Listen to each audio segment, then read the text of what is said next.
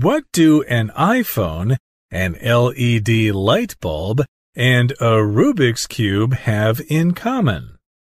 They are some of the world's most successful products. Generally, a product succeeds for 3 reasons. One reason is that it is useful. Another reason is that it is much better than older products. The other reason is that it is amusing.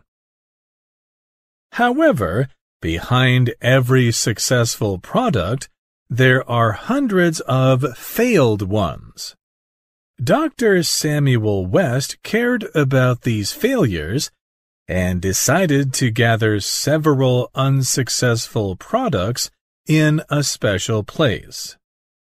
This is how the Museum of Failure was started in Sweden in 2017. In the first place, Dr. West wanted to know how organizations came up with ideas for new products, so he started to do some research on this.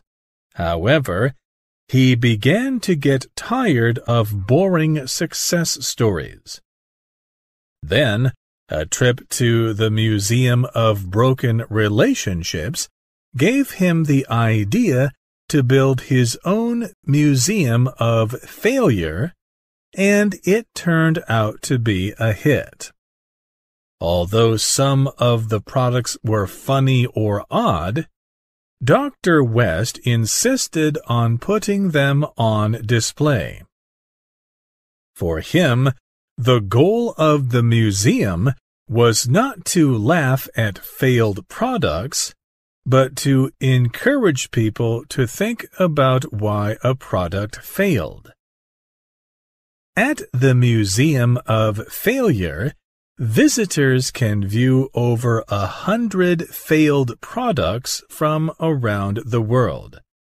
Among them, 3 products attract a lot of attention particularly. One is a plastic bike. Another is Google Glass, a pair of high-tech glasses. The other is a frozen dinner, which was made by Colgate, the toothpaste company.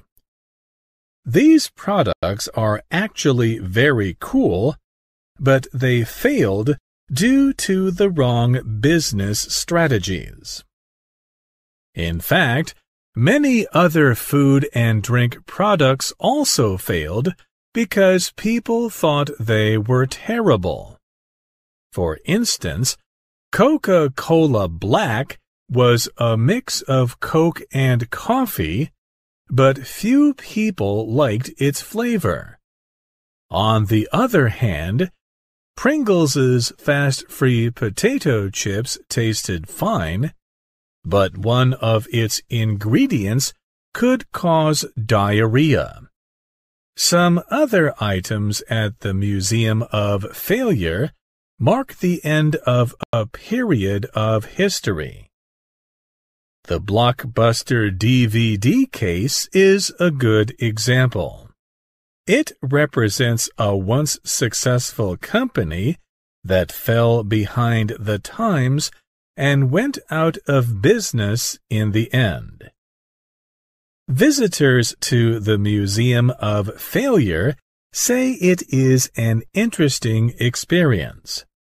By learning about failed products, people may be more willing to embrace failure and become braver on the path to success.